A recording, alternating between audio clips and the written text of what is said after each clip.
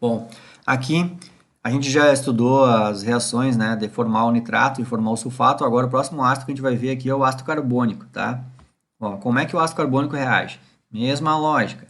Aqui eu já estou fazendo mais rápido os desenhos, né? Ó. Vai ser duas moléculas de água, embora eu desenhei só uma aqui, né, para ir mais rápido, mas vão ser duas moléculas de água, tá? Acho que eu botei um, parei que eu tô com um mais para mais aqui, vou apagar aqui, tá?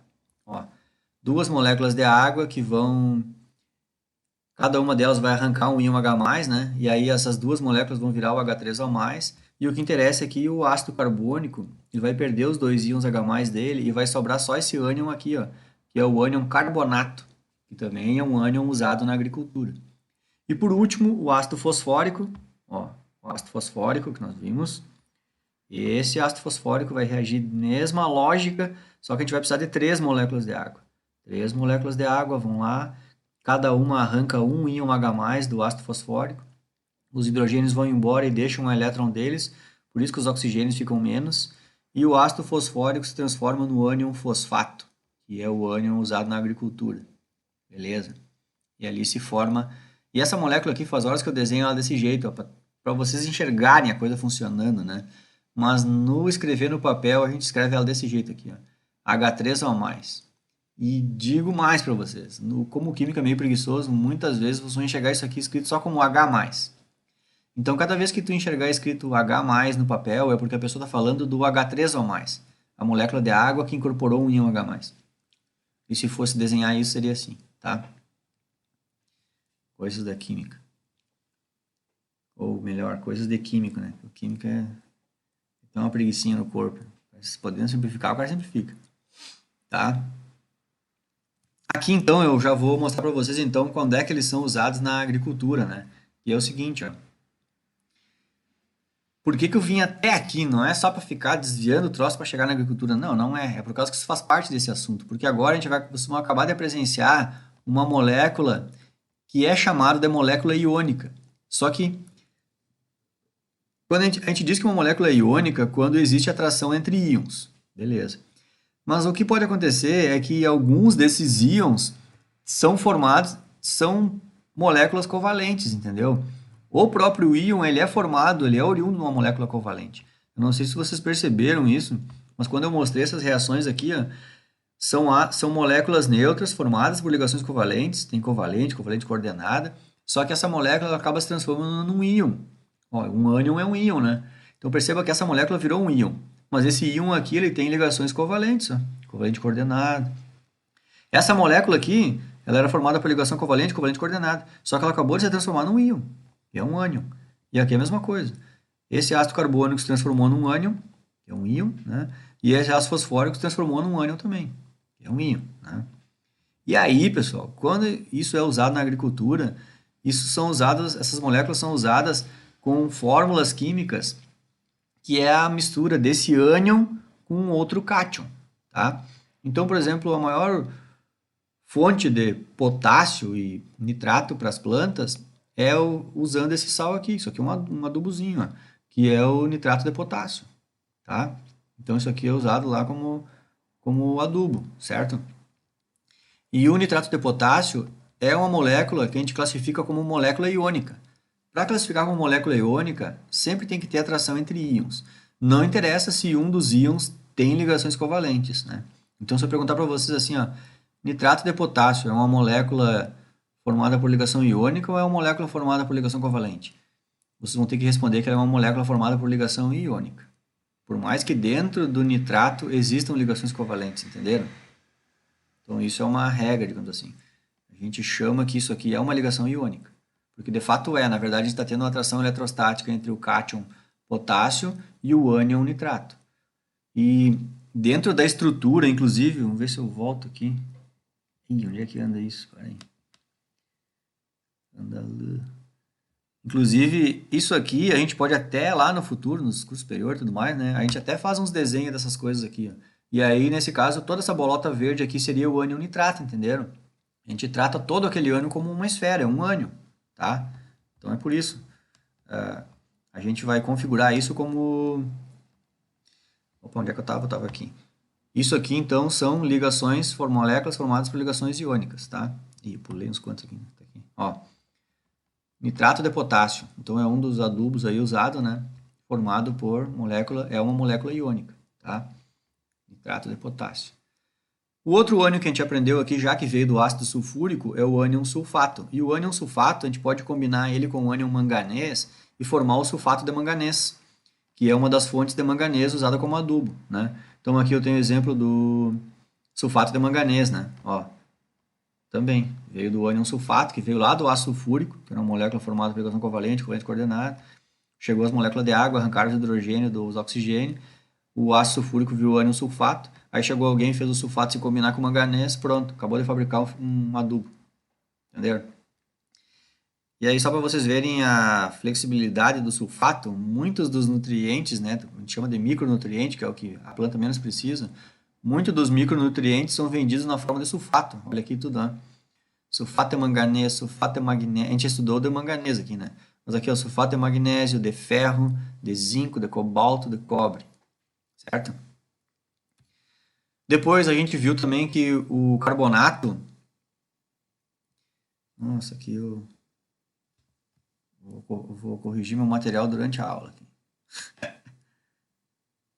Aqui, tá aqui, tá aqui, tá aqui. E onde é que eu tava? Aqui. E aqui, dá uma diminuidinha dele aqui.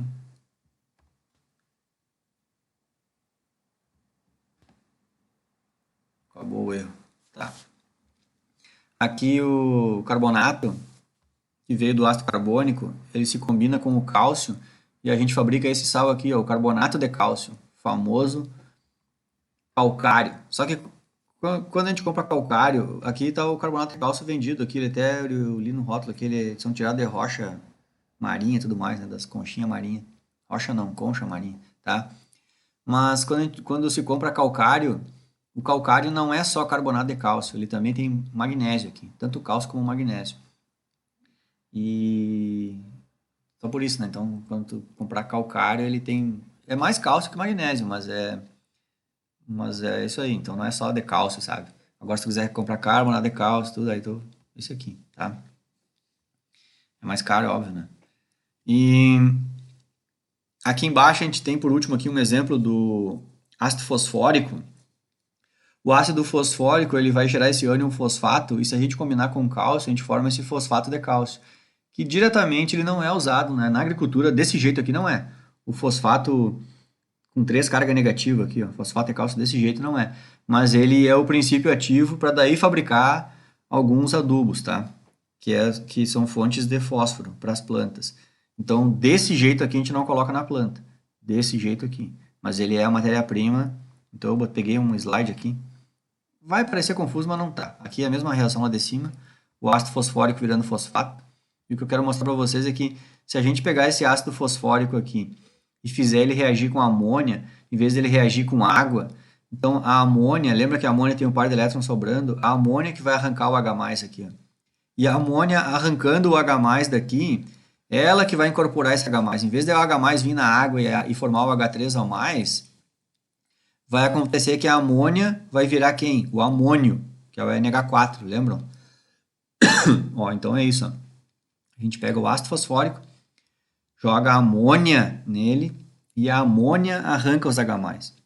Se a gente jogar pouca amônia aqui, as amônias vão arrancar um H+ só dos ácidos, porque já vai ter mais ácido do que amônia.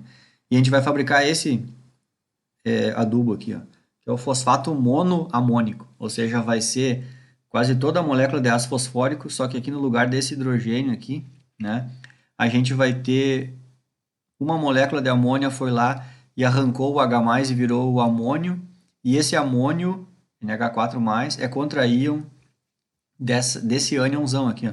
Se tu prestar atenção como é que ficou o ácido fosfórico, ele virou um ânion com uma carga negativa só, tá? Inclusive, se quiser dar o nome para esse ânion, aí vai ser um nome que a gente chama de fosfato dibásico.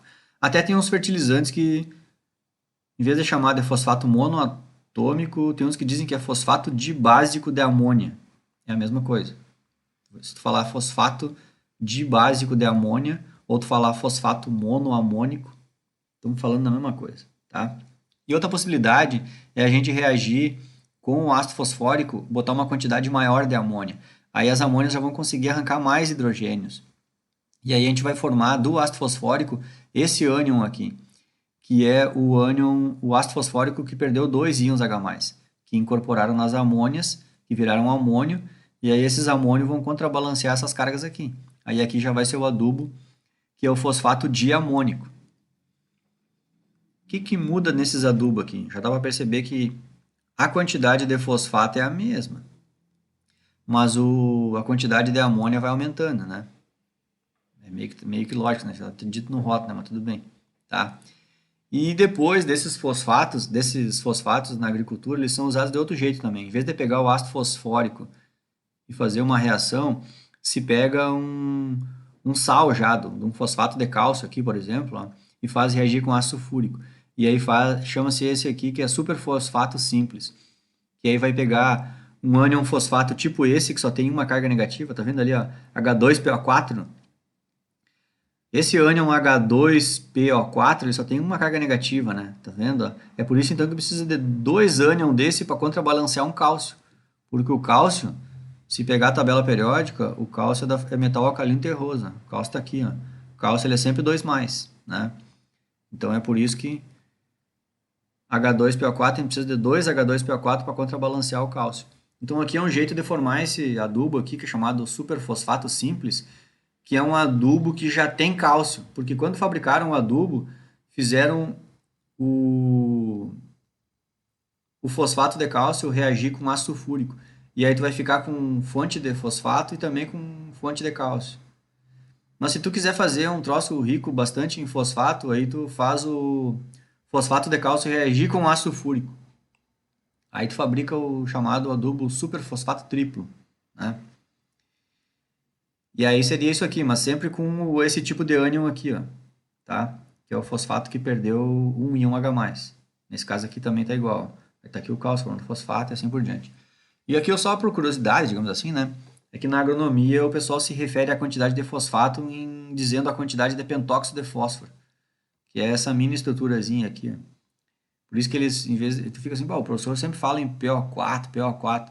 Aí eu pego o saco lá fora lá e leio e tá sempre dizendo que é o P2O5. Putz, grila, mas aí onde é que tá o P2O5? Então os agrônomos gostam de se referir à quantidade de fosfato